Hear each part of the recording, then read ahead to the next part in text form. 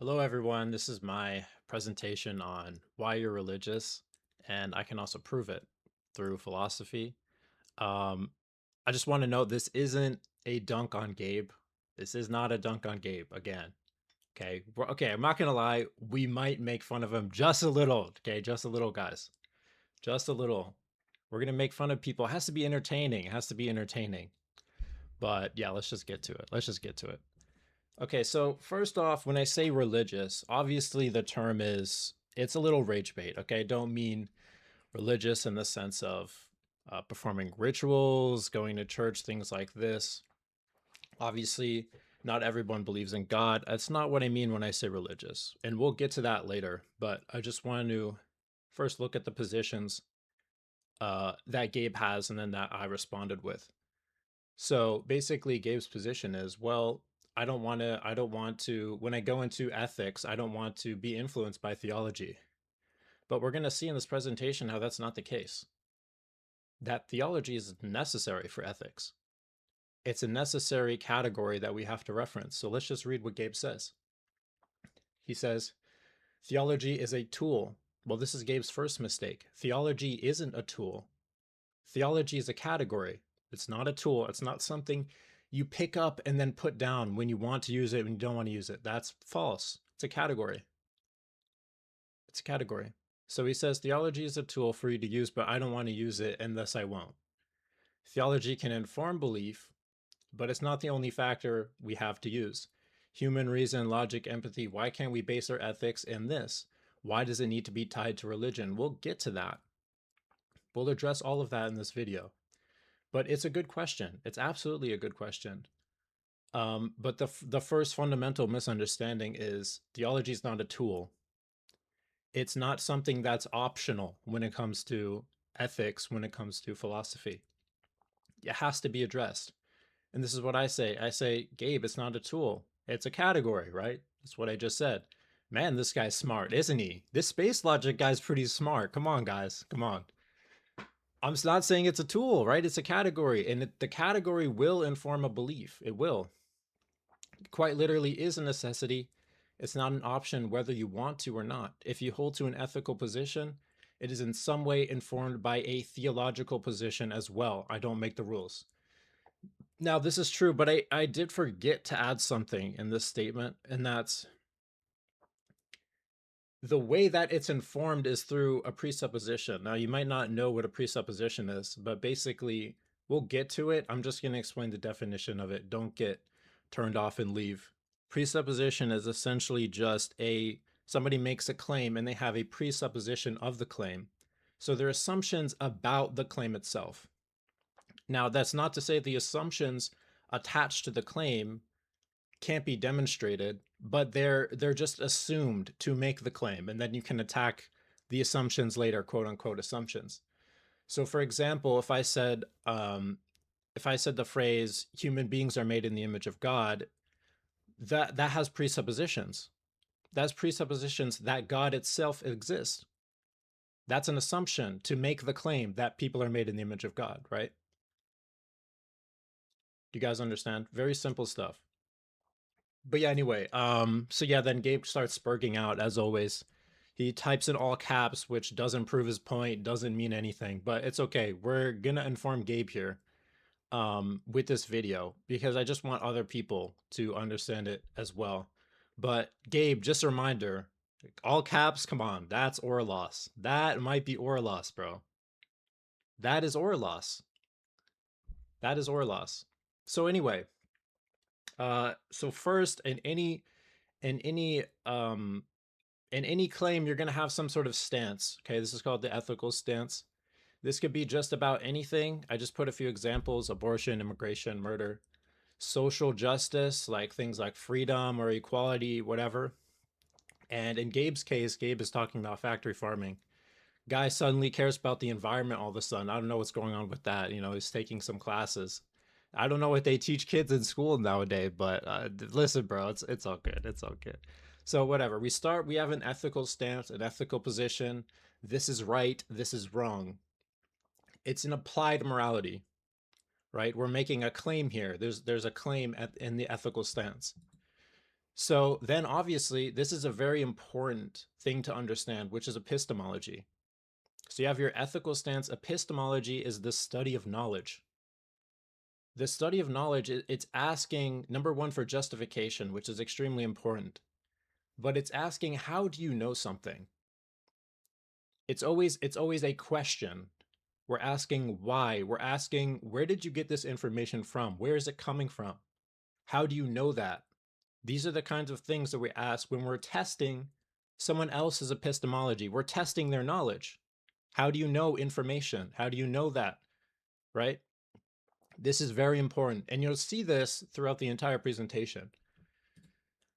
So after we ask epistemology, we have the ethical position, whatever you want it to be. Just try and think about it with me as we go through it. You have the ethical position, then you have epistemology. I'm going to ask you why that's the case. Then we're going to get to anthropology, which is just the typical responses. Anthropology is just the study of human beings. It's a study of like human civilization, but also social constructs, things like that. And also the human anatomy, which is also really important when it comes to ethics. So typically the anthropology like response is harm, right? Well, this thing is bad because it causes harm, physical, mental harm. You can also look at things like social constructs like empathy, like equity, like freedom, liberty, all those kinds of things, human dignity. We reference all these things and then we're basically like, oh yeah, this is why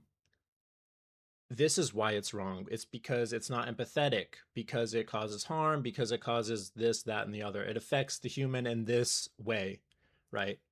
But that is going to ask another question, and we'll get to this because this is really important. Distinction between these two things. But anthropology is eventually going to ask the question of ontology. Ontology is the study of being. It's questioning the status of a thing. And we'll get to that. It sounds a little complicated. We'll get to that. But basically, ontology is going to ask questions about the being. What does it mean to be a human?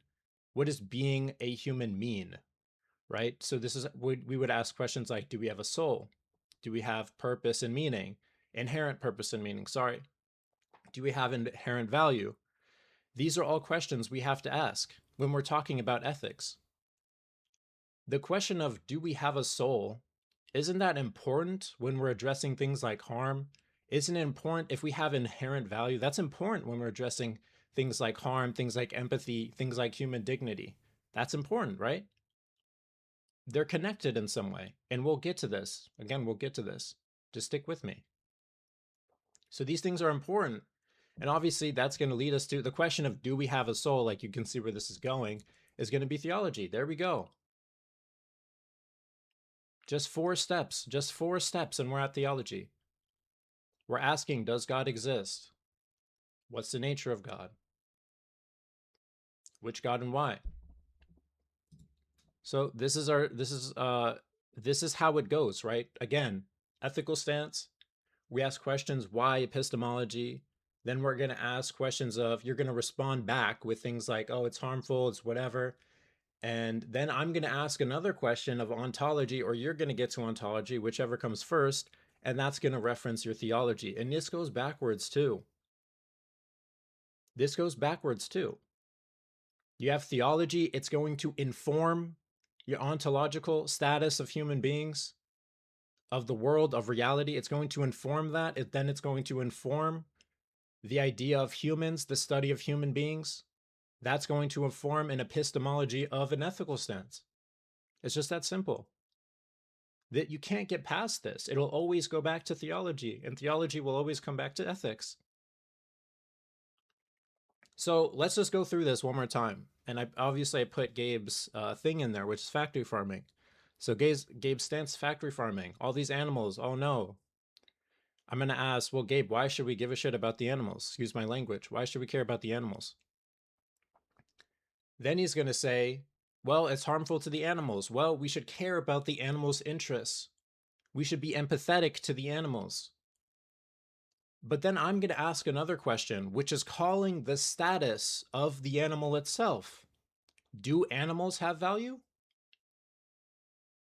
You're saying that we should be empathetic to them, that we should care about them. Do the animals themselves have value? This is a yes or no question. This is a dichotomy, a dichotomy, sorry. It's a yes or no question that you have to answer. You can't just not answer it, Gabe. It's not just a tool. I'm questioning you. I'm questioning your worldview. All of these categories are into your worldview, right? They're baked into it. So I'm going to ask you, do animals have intrinsic value? Yes or no? What is this question informed by? What is it informed by? Theology. It's informed by your theology, which then traces back. Do animals have intrinsic value? Yes or no? No, they don't have intrinsic value because there's nothing else. We're all just accidents. We're all just matter and motion. No, they don't have intrinsic value. Well, then why should I care about the harming of animals? Why should I do that? You could also say it's bad for the environment. I can agree with that. Maybe it's bad for the environment. Maybe I'd care more about the planet, caring about survival. That's fine. But you understand that this is still being informed by a theology here. It still is. This question can only be informed by one thing. It can't be informed by itself. So you guys understand, you can replace this with literally anything, literally any ethical stance. I just want you to think of one. We could do abortion. That's my ethical stance. Abortion is bad, abortion isn't bad, whatever. Then it's going to get into epistemology. Why? Why is abortion bad? Why is abortion not bad? Anthropology. Well, the fetus is getting harmed, right? We're chopping them up in the womb. That's pretty harmful. A fetus is a human, it's innocent. We probably shouldn't be doing that. That's anthropology. But also there's the other response, which is, well, we need to care more about the person who's giving birth. What about their equality? What about their freedoms, their liberty? The study of humans. But that's ultimately going to call into question the value of a human. The thing in question, the human. Why do we care about humans at all? Do you understand? We're referencing epistemology again. It happens again. We're saying it's harming the humans. What's a human? What even is a human? We don't know. Is it just matter and motion? Do we have a soul? Do we have value? You guys see where this is going. Every single ethical position will always go to theology, every single time. Every single time. It doesn't matter if you realize it or not, if it's subconscious or not. Every single time it'll go to theology. So we'll move on. You guys probably get this at this point. But we're still going to nail in the coffin here. Because you're probably asking, well, why can't we just stay on anthropology, right? I'm really going to try and get this across to you. We can't just stay on anthropology because anthropology, we have to define more terms, right? So anthropology is going to talk about harm. It's going to talk about empathy. It's going to talk about the social constructs. And you've heard me say this throughout the presentation. Ontology questions the status of a thing. Does the thing actually exist? That's what we're calling into question. We're calling that into question itself. This is what you guys need to get across, right? And I've said this before as well, but this is like when you ask a religious person, does good and evil exist? And they would say, well, no, good exists, right? Good has a status, which is grounded in a being, which is God. Good has a status, but evil doesn't have a status. Evil doesn't exist. Evil isn't a real thing in the world. Not true. It's just a descriptor. That's what evil is. Evil is a descriptor of something. We use it to describe the perversion of good, right? That's the ontological status of good and evil from a religious paradigm or worldview. Sorry, I don't want to use too big words here. I'm sorry. You guys have a little smaller brains. We gotta, I'm sorry. I'm in the business of breaking brains. That's what I like to do. So where was I? The status of a thing. We're saying good exists, good has a status, evil doesn't have a status. Well, that's from a religious paradigm. What about a worldview? That's from a what about from a non-religious worldview, which is yours, Gabe? This is why you have to go to theology, because we're calling in the status of these things.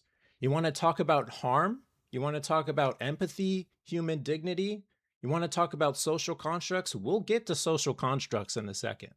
We'll get to these things. But we're calling in the question of their existence. Does empathy exist? Does empathy exist from your view, Gabe? The answer is no. The answer is no. Empathy doesn't have a status. The same way evil doesn't have a status in my view. It's not a real thing. It's not true in the world. It doesn't exist within the world. Empathy is immaterial and conceptual. It's just conceptual. It's just a social construct, right? Empathy is partially a social construct. They're just things that we imagine, that we created. They're fake. They're literally fake. Empathy does not actually exist. It doesn't have a status. It's not real in the world. Can't taste it, can't smell it, can't touch it, can't see it. They're not real. Empathy isn't real. It's not a real status. It's a descriptor, right? Don't hear what I'm not saying. You use empathy to describe actions. By the way, why are we choosing to describe certain things as empathy? Well, if you ask Spooky Ghost, I know you're probably listening. What's he going to say? Vibes? We just determined what empathy is by vibes. But no, Gabe, we'll get to Spooky. Okay, listen, we'll get to that guy. We'll get to that little kid. We'll get to that little kid, bro. We will get to him. But listen, empathy doesn't actually exist from your view. You need to understand this.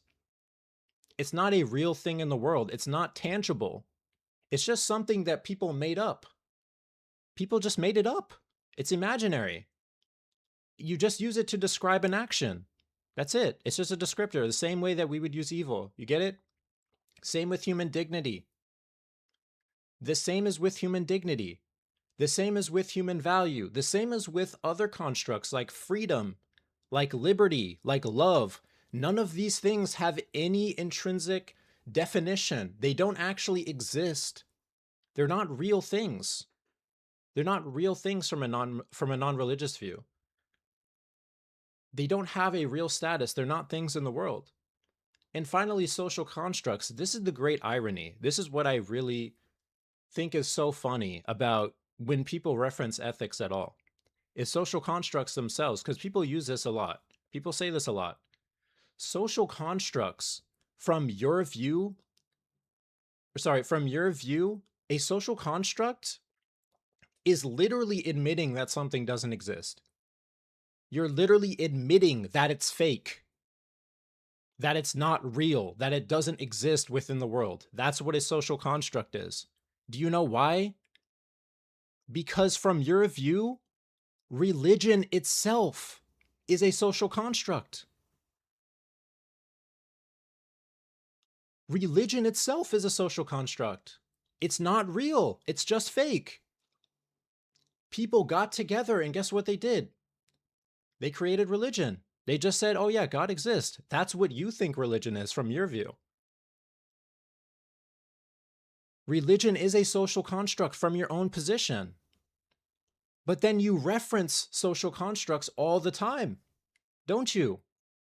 Things like freedom, things like equity, things like empathy, things like gender identity, all of these things, they don't exist within the world. Completely fake, completely made up, just like you think religion is. Just like you think religion is. Are you guys starting to see the premise of this? Are you starting to see how you're also religious in some way? That you also hold to things that literally are imaginary and fake? Just like you think religion is? Let's move on. Oh wait, no, sorry. I wanted to address this. I wanted to address this really quick. So, because these things are fake, right? Because all these social constructs are fake, which they are, completely made up, completely imaginary, not real things, can't see them, can't touch them. Look at Gabe's statement now. Why can't we just inform ethics based on logic, empathy, human reason? You mean the thing that doesn't exist? The thing that doesn't have a status in the world, that's not true in the world? Not a real thing in the world, I mean? What's the difference? What's the actual difference of me saying, why can't we just base our ethics on God? Why can't we just base our ethics on Christianity? It's quite literally the exact same claim. It's the exact same because social constructs don't exist. Neither does religion from your own view because it's also a social construct. It's the exact same statement, literally the same. Literally the same. And then he says, why does it have to be tied to religion? You mean the thing that's also not true? We have to base our ethics on the thing that's not true, but then it's a problem when it needs to be tied to another thing that's not true? You're just preferring one over the other. That's it. Which he admits, to be fair, right? Gabe just says, I don't want to use it, which is fine. Well, actually, that's not fine because, he thinks it's a tool. It's not a tool, it's a category. We have to address categories here. We can't just excuse categories, right? We're questioning your worldview. We're testing your epistemology, your knowledge. How do you know something? And eventually it's going to get back to theology. Can't get around that. So let's move on. So this is the conclusion, basically. I know there's a lot going on here. There's spooky jump scare. Just give me a second, okay? So let's go back to presuppositions, right? Every time we have an ethical stance about anything, think about something. Abortion, eating babies, Benjamin Netanyahu, right? All of these people, all of these ethical stances that exist, factory farming, murder, equality, whatever, all of these things. We have theological presuppositions when we make the claim, when we have an ethical stance about literally anything. Literally anything, we have a theological presupposition. They're assumptions about the claim itself.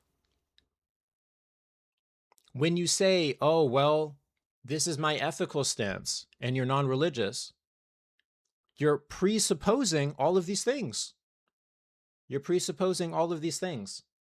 You're presupposing there's no soul, no intrinsic meaning or purpose, no ontological status to certain things. That's what you're presupposing, which is theological. So you are religiously informed. You're presupposing things into your ethical stance. But what's worse is this, or sorry, I know I got a bit lazy. I didn't make a list for me or whatever for religious people, but it's very simple. I mean, religious people just think the opposite, right? We would just say, no, humans have value, we have soul, we have meaning and purpose. That's not really defined by us, and that informs our ethical stance. It's just very simple. It's just the same thing. I say, oh, moral obligations do exist. You say they don't, which both inform an ethical position because they're presupposed, they're assumed within the premise. But what's even funnier is that both of these things are dogmatically asserted, right? You presuppose them and then you're just asserting, oh yeah, this is it. This is it. This is what reality is, right? Sorry, I hit my mic. This is what reality is. This is what it is. They're dogmatic. They're dogmatic. This is a set of beliefs, right? It's a set of beliefs that you just presuppose every time you have an ethical stance. And you're just asserting them onto the world. You're asserting them onto the world. You're inserting the things that are fake, by the way. The fake things. The fake things, like empathy, that don't exist, not true in the world, not real, completely made up. Completely made up. Not true. You're dogmatically asserting them. We need to have empathy. You're screaming out to the world, we need to have empathy. What is literally different? What is different from me saying we need to have God? What's different? They're both fake from your own view. They're both made up. Both completely made up. Not true. Not real things in the world. Can't find them. They're both dogmatic. Both of these views are dogmatic, guys. It doesn't matter which one you hold. You're both just asserting presuppositions that are dogmatically held, that inform an ethical stance, that inform beliefs, that inform your worldview. So let's keep going. This is the consensus view, or the consensus argument. This is really just, I mean, I basically proved my point, right? Let's be honest, I proved my point. But let's finish this up. I really want to get to the bottom of this stuff. And we don't have much longer left, but basically, I wanted to talk about society real fast, because everybody always talks about society as well. There's so many, there's the society consensus, right? We all believe the same thing. We all believe that. But guys, you have to understand this. Society doesn't create ethics. Ethics create society. Ethics influence society. The society you're in doesn't tell you what to believe. Well, they do. They do, but they don't ultimately create the ethic. The ethics create the society. Because society is malleable, right? We can change society. We influence society. We legislate things. We change laws. You know, we elect new people. Based on what? Based on our ethical stances, based on our ethics. Our ethics influence society. It's not the other way around, guys. But guys, remember what ethics is informed by. Ethics informs society, but what informs ethics? Theology. Theology informs ethics. We just talked about it. We just talked about that. So if theology informs ethics and ethics informs society, doesn't theology inform society? So when you say things like, oh, there's a consensus view, all of the societies believe the one thing. They all believe eating babies is bad. They all believe this. They all believe in human empathy and human rights and things like this. The things that aren't true, by the way. They all believe the things that aren't true. What is that influenced by? That's influenced by the thing in question, religion, by the fake things in your view. The theological claims influence society, don't they? By the way, the things that you guys push for, human rights, laws, legislation, all of these things, don't exist either. Completely made up. Completely fake. Completely fake. Not true. Not found in the world. So here's really where I'm getting to. Here's really what I'm getting to. We have an ethical stance that's informed by our theology that we dogmatically assert. We believe in things that are not true, literally fake, like empathy, like gender identity, like human rights. And then we want to enforce them onto society, right? Don't we? Don't we want things legislated? Don't we say things like rich people bad, let's tax them more? Don't we say, oh yeah, let's get this guy out of office? Don't we say things like this? Don't we want to change our society, which is influenced by our ethics, which is influenced by our society? And then we want to turn them into other imaginary things like laws and rights that don't exist, not found in the world. No one has entitlement to. No one has entitlement to these things at all. Because they don't exist. Not real. No status. They're fake. We made them up. So you're telling me you want to impose your entire ethical framework, which is influenced by your theology, onto society? Isn't that literally the same thing that religious people do? Isn't that the same thing, the same exact thing that religious people do? They say everyone needs to live by our standard. Everyone needs to believe in God. Everyone needs to hold to a theological position that's mine because mine is correct. Don't we say that? And don't you get upset? Doesn't everyone get upset at that? Oh, just let people be. Just let people live. Just live your own truth. Things like this. Don't people say that stuff? They do, right? But aren't they literally doing the exact same thing? They're taking the imaginary thing that doesn't exist and then enforcing them onto people and then punishing people when they don't do it. Right? That's what laws are. They're punishing people that don't want to follow their position that's informed theologically. Do you guys happen to remember, and I can prove this by the way, ethics are informed by, or sorry, society is informed by theology. You guys know the Constitution? Maybe that rings a bell. Do you remember the part in the Constitution that says, and we hold these truths to be self-evident that man is created in God's image? That they're endowed with certain human rights like life, liberty, the pursuit of happiness? Really? Do you guys happen to believe that? Is that religiously informed by any metric? I don't know. Those aren't moral facts. Those aren't moral truths, universal truths. No, that's not a moral obligation that every human being is created. By the way, you guys know the phrase, man is created equal? You don't agree with that, do you? Number one, equality doesn't exist from your view. Equality is fake.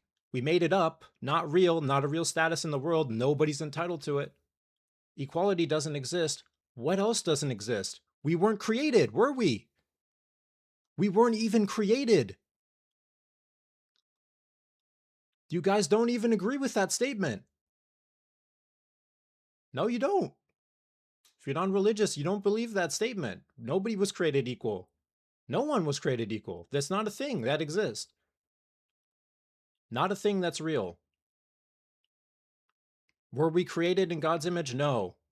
Do we have intrinsic value like life, liberty, the pursuit of happiness? No, rejected completely. You don't agree with that. Not a real thing that exists. What's freedom? Freedom doesn't exist. Not a real thing in the world. But let's take the imaginary thing, right? Let's take the fake thing and then just put it on society. Why? Oh, well, we know why. It's vibes, right, Spooky? Vibes. It's all vibes to these people. Vibes, dude. That's what influences society. Vibes. From your position. The fake thing that doesn't exist. It's the great irony. It's the great irony. It's the great irony. So this is the end. We're done. I know I got a little excited. As I normally do. I normally get excited. But this is basically this is what my critique of Gabe again. And I'm not going to shit on you, Gabe. I'm not going to shit on you. I'm just going to say this, okay? Obviously, you're curious. Obviously, you're learning more, and I agree with that. I know I also shit on Spooky in the slide. Just ignore the spooky part. We'll get to the spooky part, okay? We'll get to the spooky part. But this image, the image that you're looking at, I guess I should at least address the image, right? The image itself is Hume's guillotine, David Hume's guillotine. David Hume, this is basically just justification. Simple justification. It's a very simple illustration of Hume's guillotine here, which is we have a bunch of is describers. We know what is, right? We know that murder is harmful. It is harmful. Factory farming is harmful. But how does that tell us what ought to be? So what it's harmful? So what? Murder is harmful. So what? Donald Trump, oh, that guy's an asshole. He is an asshole, right? Sorry, excuse my language. He's not a nice guy. We'll say that. He's not a nice guy. We'll say that, right? How does that tell us what ought to be? How does that tell us what should change about the world? It doesn't tell us anything. You're just describing things, right? Like I said, the things don't exist in the world. Empathy doesn't exist. You're just describing actions. Freedom is you're just describing something. That's not what ought to be. Freedom isn't what ought to be. How are you deciding that? How do you know that freedom is what ought to be? Because your opinion? Because vibes, as Spooky would say? By the way, this message is just hilarious. I'm sorry it's Spooky, but this is so funny. This is so funny to me. It's so funny. It's so funny. It's so funny because this Spooky guy, he's so honest though. You can't fault Spooky. I'm not even making fun of Spooky, bro. The guy is just hilariously honest. He really is. He's the most honest with his view. That's just respect. It's complete respect. He's the most honest person with his view. The most honest person. It's hilarious, this guy. It's this this message is just so funny. Literally vibes. I could articulate a longer response. What's the longer response, Spooky? Oh, it's gonna be like 5 pages. 5 pages. No, but it's literally just vibes. That like the simple explanation was vibes, but there was a longer response in the chamber, right? Anyway, it's just funny. It's just funny. But yeah, existing in society. Yeah, I don't even know what this like last part means. I'll be honest. Existing in society, understanding human interaction. Well, human interaction, Spooky, is the thing in question. That's what we're actually talking about, right? That's the topic. We don't just we don't just say human interaction and then we know right from wrong. No. How we know what human interaction, which actions are good. That's what we're deciding. But that process of deciding, right, is what we just went through. They're defined by theological terms, right? Understanding society, you mean the society that's built on religion? You mean that society, right? Maybe the reason that you guys think that there's like this idea of good and bad, this idea of right and wrong, subconsciously, I know you would completely reject that idea if I asked you, which again is honest. You got to respect it. You got to respect these people. But if I asked you that, if I had asked you understanding society how? Society is religiously informed. The reason that you actually think any of these things are wrong is because of the religion that your society was built on, which is Christianity for the most of part, right? It is. You're saying, oh, guys, all these societies, they all think eating babies is wrong, therefore eating babies is wrong. The societies that were built on the Christian foundation, the societies that were built on the idea that what? We're all made in God's image, people have intrinsic value, all those ideas that you completely reject them. Honest though, honest. That's okay. I've talked too long. I've talked too long. You guys see the image.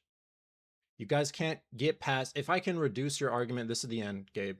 If I can reduce your argument to that's just your opinion, that's just your feelings, that's just your preference, that's just vibes, that's vibes. You can't tell me what ought to be. You can't. You will never get there.